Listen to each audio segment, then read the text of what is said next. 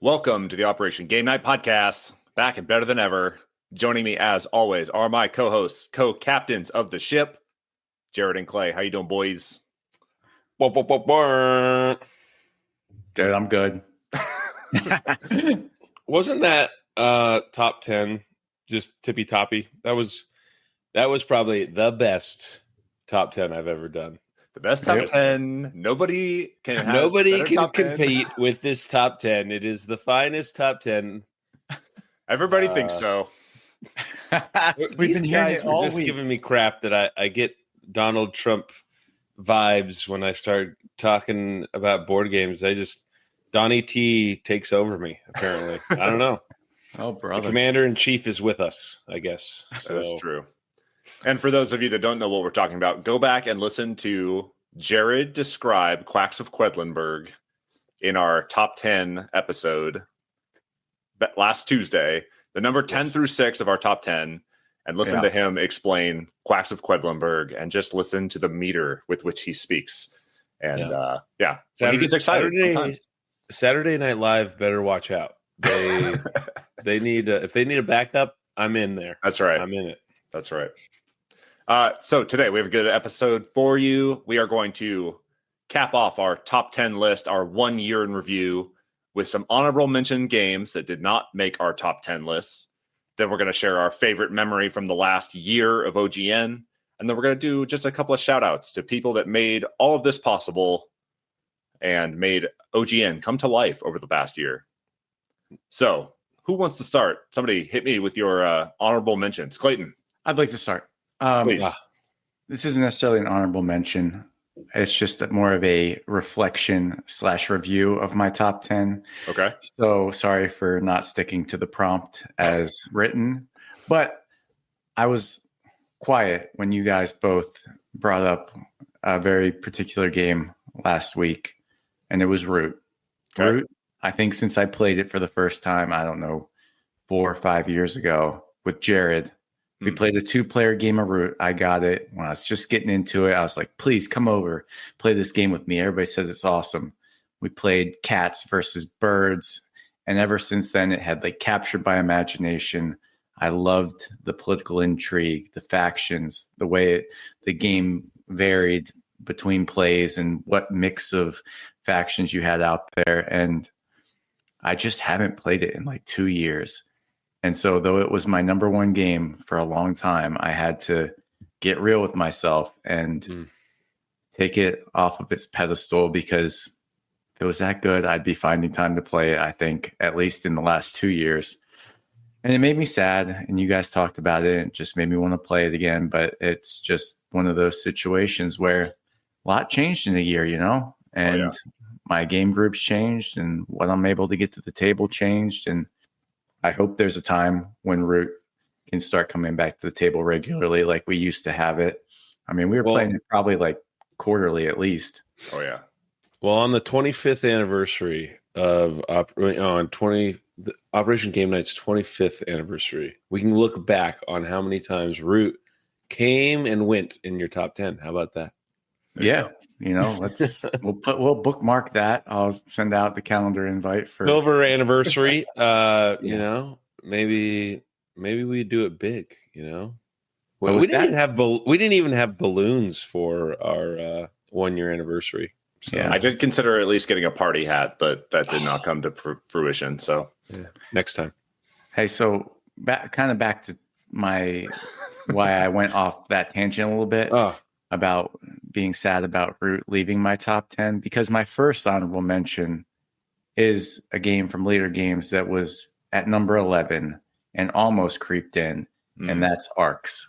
Arcs was all the hotness last year, and it gave me a lot of the same Root itchy scratchies as I like from that game, but in a way that was a lot easier to bring to people for the first time. Not an easy game to teach. It still has a lot to it, but there's, just not having to learn 5 different factions every time you want to play it makes it a much more approachable game. And I had a fair amount of success introducing it to people over the course of the last year and a half since I had it. And so that very well could see its ascendancy into the top 10 next year. So that's my first shout out on top 10. Have you ever played Arc's 2-player? Yes. Is that any good at 2? It is. Yeah. Is there automabots or whatever? Yeah, just shrinks down and it's just in your face. It's tighter, start to finish. Yeah. Okay. I definitely want to get that played before my brother-in-law leaves Alabama.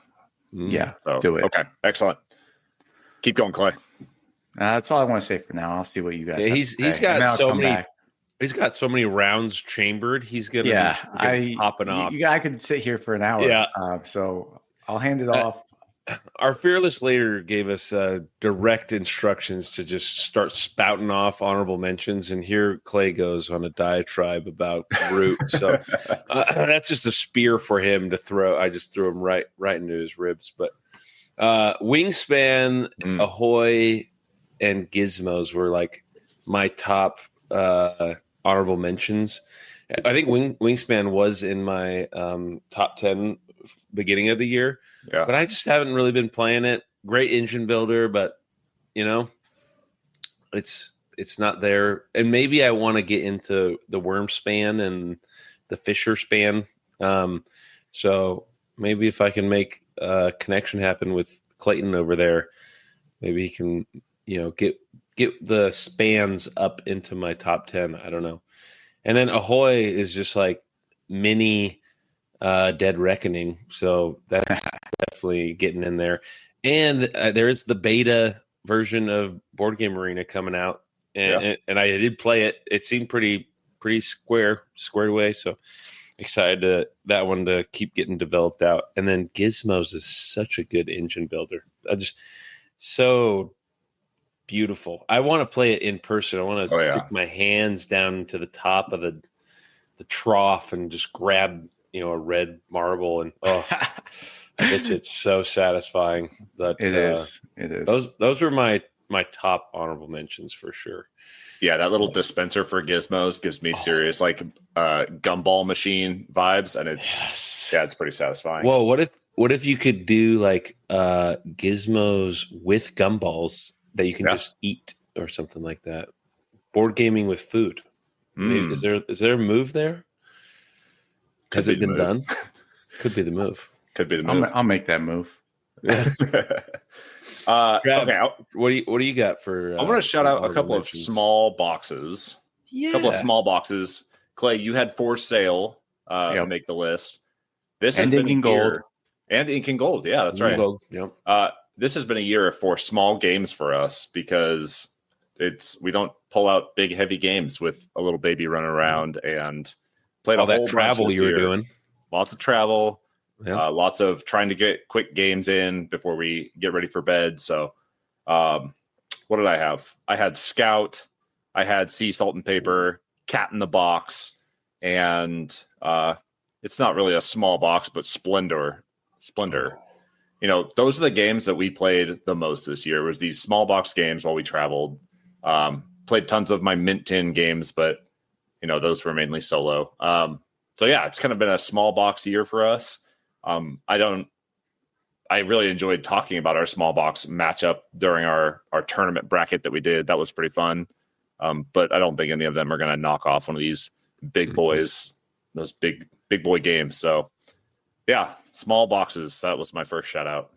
I was also going to give some love to the small boxes, like Spots and That's So Clover, some of the more party game small boxers.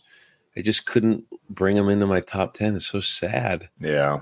But I was going to say, Travis, you knocked a little brain cell loose. There's not too many up there, but Splendor Duel, I had a good conversation with a roommate, a coworker, who I was like, I just trying to casually talk about board games more in my daily life. It's like, oh, you play board games? Because, engineers are nerds, and of course they play board games. He's like, oh, I got this one that I really, really like. I'm like, oh, what is it? Oh, you might not know. I'm like, hit me with it. He's like, oh, it's Splendor. I'm like, oh, of course, dude. Yeah. It's awesome.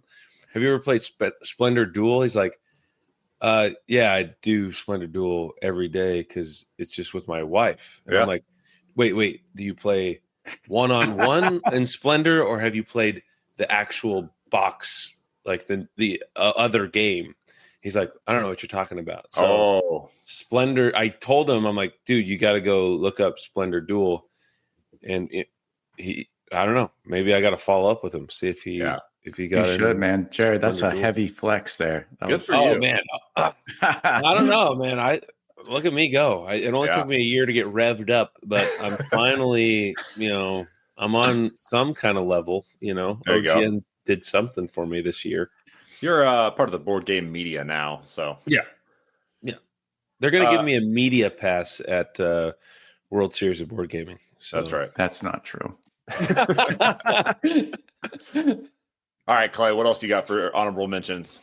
More in the chamber. So here's a couple that I probably would have put in my top 10, but I was being realistic about the amount of times I've played them. So they're games I've played a few times. They got a lot of potential. I could see them coming up in the next year. One is Hot Streak. You guys heard me carrying on about that. I think it is a glaring hole in my top 10 that I don't have any betting games, because I generally love a good racing betting game. Our Camel Ups, our freaking Hot Streaks. What else? Down Forces. Hot Streak could see itself keep moving up if I keep having as much fun as I've had with it. Winner's Circle, another betting game by Dr. Rainer Knizia, is dead simple. I like it more than most people I play it with. I think everybody has a good time, but I think I am more charmed by the simplicity of it than other people. So I don't know. I'll keep playing it and seeing where it lands. The other one that just haven't played enough, but I want it to be a top 10 game, is Battlestar Galactica, because that was such an epic, amazing experience getting to play that game with all my besties minus you two, and get accused of being Cylons. Yeah, I mean, I said besides you two. God, kidding. Whatever. Sorry. That's all I have for this round of the chamber. Just some that I would like to see keep climbing. Yeah, I was kind of surprised by Arcs and Battlestar Galactica falling out of your top 10. When you sent the list, you're just kind of included 11 through, I don't know, 18 or whatever you could see. I was really surprised that those two dropped so far. Yeah. Not that they were like far, but they were not in the top 10, especially after how hot you were on Battlestar Galactica. You said that was like one of your favorite board gaming experiences, period, dot. Like, yeah, I stand by it. I don't know if it makes me credible to throw a game up I've only played one time. It doesn't feel like journalistic integrity to put that in my top 10. So I'm going to go. As part of the board game media now, you have to have journalistic integrity. That's right. Yeah. Oh, man. Jared, what else you got for honorable mentions? I was going to hit up Azul because I've been whacking that one on repeat, but just one-on-one. But I don't know. I think on a stop it, Donnie T, is it all over me, man? No, it was just the choice of phrasing. Continue, Azul. Cut that.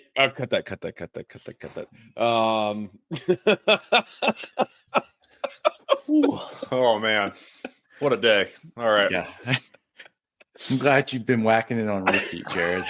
Oh my God. Hey, after the second vasectomy, you always have to get a couple more rounds in there. Oh, okay. This is gonna need edited. All right. Azul. Sounds great. Good choice. Hey, let's try that one again. I have been trying to get Azul higher in my list, but only been able to do 1v1s though. Is that more PC? Yeah. Perfect. Love it. Sounds great. Sweet. And I'd like to get more, because you can. How many people can you get around Azul? You can get quite a few. 4 or just 4? Yeah, I think it's 4. That's it. Yeah. Is there any cool Wingspan expansions where you can bust it up to 6 or no? I don't think so. Okay. I think they're all 4. Like every iteration of Azul is 4 with the chocolatiers and I think they're all 4. You could hodgepodge your own Wingspan expansion and just buy 2 copies of Azul and just have 2 separate areas of tile grabbing, which is essentially what they do in Wingspan Asia. Okay. Yeah. So Data call sign from my last job. I've been playing Azul with her, and she's finally like, dude, I'm done. Let's try something new. So we tried the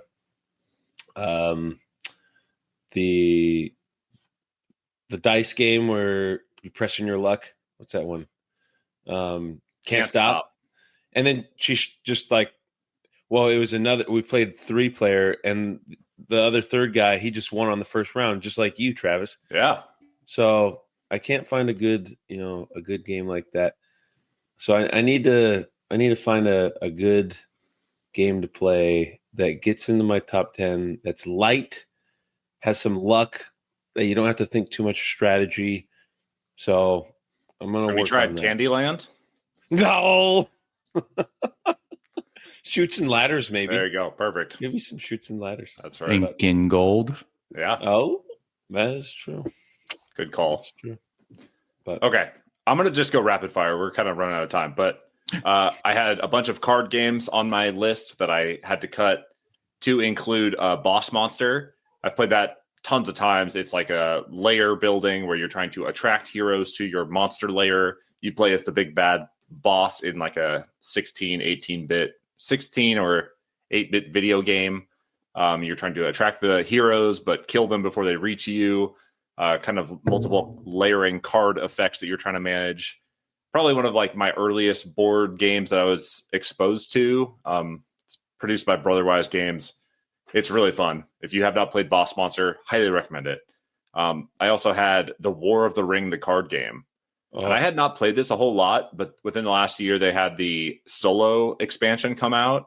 And I can't shout out what it's called. I can't remember what it's called, but they have a solo expansion, and then they had the War and Flames, Axe and Flames that came out, and that stuff is so good. It's such a cool trick-taking game where you're battling over these different lanes.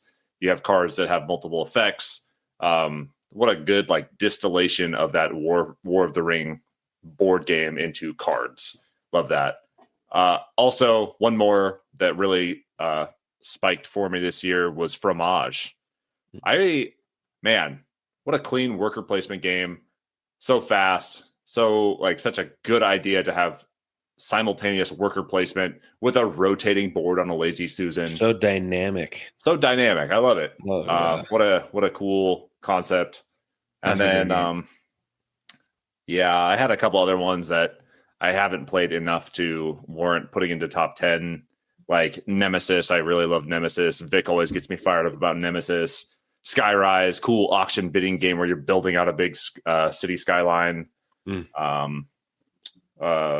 Foundations of Rome, Clay, you called that one out.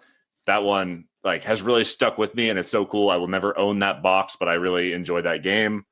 And then Agricola. I had never played Agricola before this year, and I really enjoy it. I'm terrible at it. I don't know exactly how to win that game, but I think it's cool, and I love the depth of it, and I love that worker placement aspect of it. So yeah, lots of good games this year, just none that really cracked the top 10 or ones that are saying the top 10 games of all time. So any other honorable mentions? I'm good. I'm going to cut myself off. Okay. You are cut off. Yeah. All right. Let's go around real quick and just share what was your favorite memory from our first year at OGN? Jared. I had too many to count, but having Paul Solomon on the podcast was probably. Did I steal somene's? You stole mine, but there's lots of. There's lots. We of can have our co-favorite moment. Yeah, I mean, because dude's a math teacher, or like totally into math, just incredibly down to earth, and like I had the most fun time just listen to the man talk. Like I could do a podcast, listen to him every day if I could. But that was just really neat. Love what he's putting down out there. So that was the first thing that came to my mind.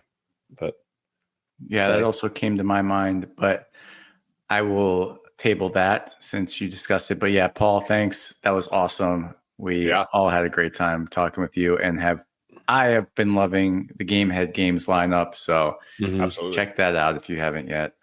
I think my favorite episode that we did, I'm sorry, Jared, you weren't a part of this, but the small box bracket was the one I had the most fun doing. It was a lot of work making the bracket, but it was just a lot of fun working our way through that bracket and seeing what came out on top.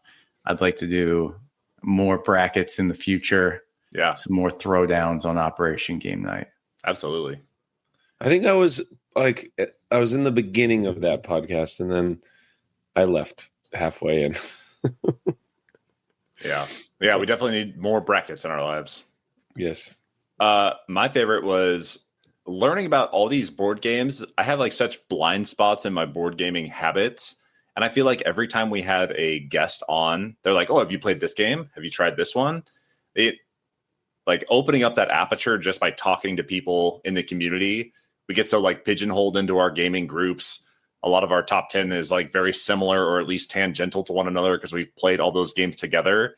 And now as we like introduce more people into the group, like we're expanding our aperture of gaming, we're expanding our aperture of like board gaming friends, and they all have such unique takes. Like Paul Solomon introduced us to a whole bunch of games that we either had not heard of or had never played before. We talked to Tara from, Tara's Bad Luck Club. She had talked about like train games, and we're like, you mean Ticket to Ride? She's like, no, train games. Bruh. Yeah.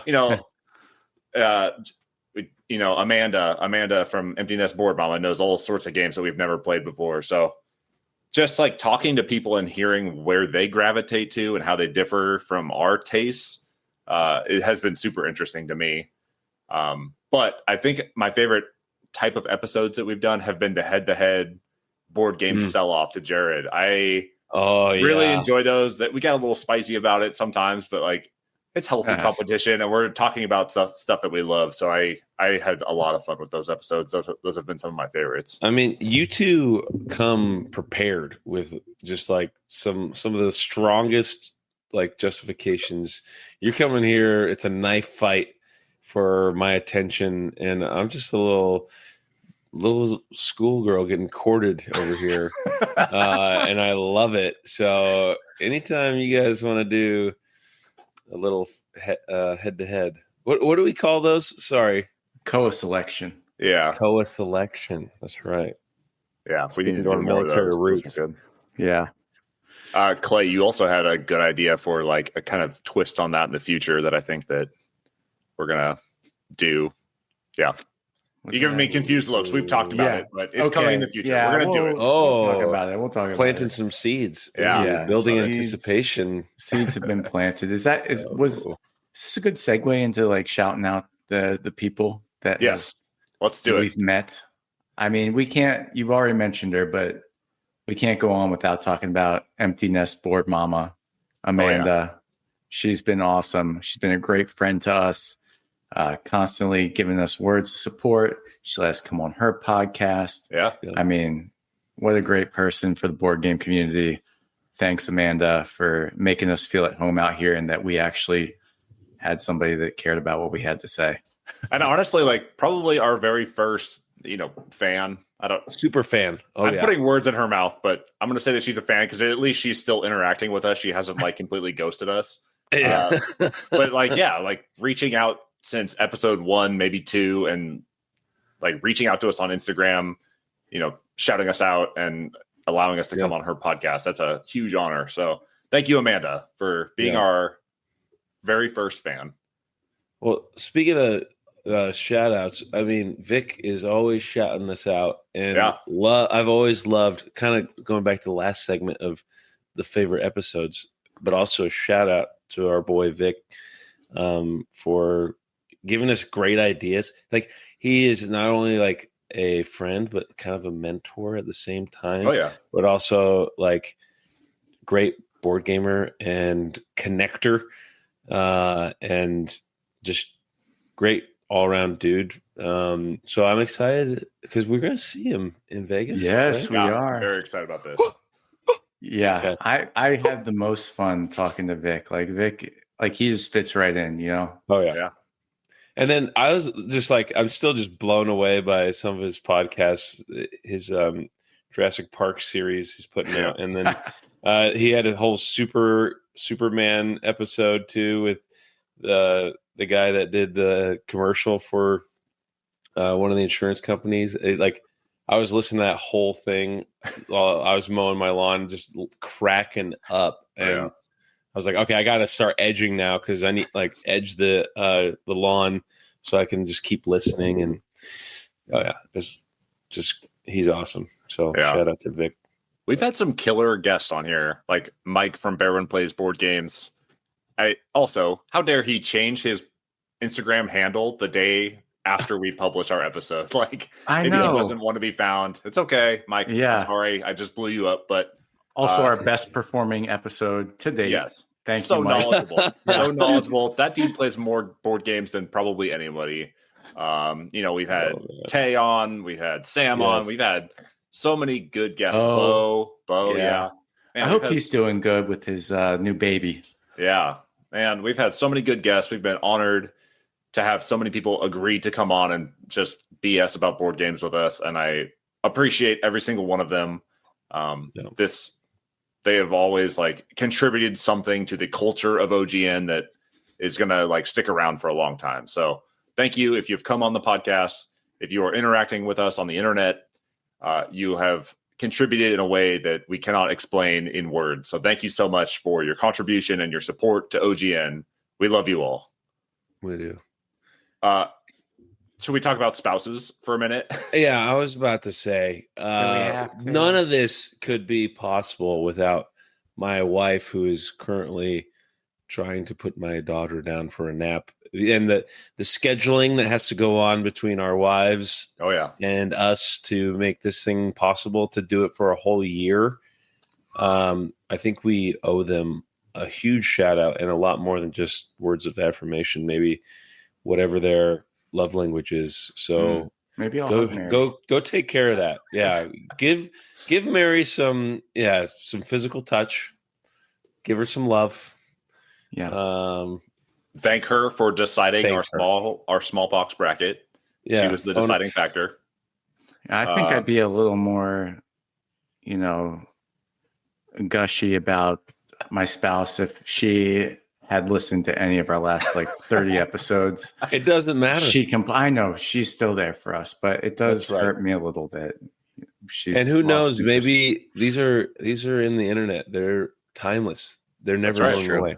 These are a time capsule. That's right. Yeah. Every time that I talked about my vasectomy, it's going to be out there forever.